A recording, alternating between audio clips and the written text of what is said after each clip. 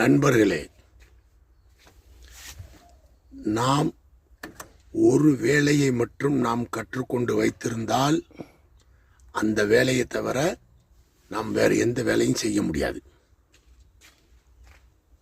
இது போய் நான் வேறு எங்கேயும் படிக்கல, ஐடியில் படிக்கல, எங்கேயுமே படிக்கல.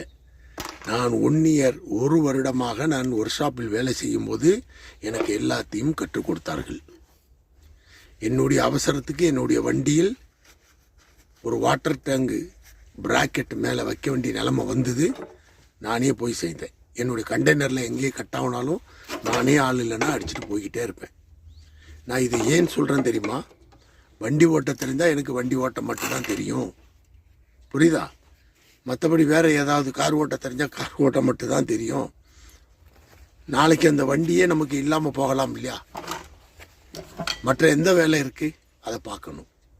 நான் பட்ட கஷ்டங்கள் சிறு வயதில் எல்லா வியாபாரங்களும் தெருவில் நின்று பண்ணியிருக்கேன். எந்த ஒரு வேலையுமே நாம் தப்பாக நினைத்து விடக்கூடாது. எல்லா வேலையையும் நாம் செய்யக்கூடியதான். இருந்தாலும் ஏதாவது ஒரு கைத்தொழிலை நீங்கள் கற்று வைத்துக் கொள்ளுங்கள், உங்களுக்கு நல்லது. இன்றில்லை என்றைக்குமே அது உதவியாக இருக்கும்.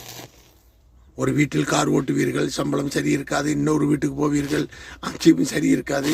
சரி, அதை விட்டுட்டு கொஞ்ச நாளைக்கு நமக்கு தெரிஞ்ச ஒரு எலக்ட்ரிக் வேலையோ ஒரு எலக்ட்ரானிக் வேலையோ அல்லது வேறு ஏதாவது ஒரு வேலை இருந்தால் உங்களுக்கு நல்லது. இது நான் என் அனுபவத்தில் நான் சொல்கிறேன். எல்லோரும் ஐடிஐயில் போய் இந்த மாதிரி வெல்டிங் மாஸ்டர்கிட்ட போய் எல்லாம் படிச்சுட்டு தான் வருவாங்க. ஆனால் எனக்கு மாஸ்டரே இங்கே இருந்த ஒரு சப்தான்.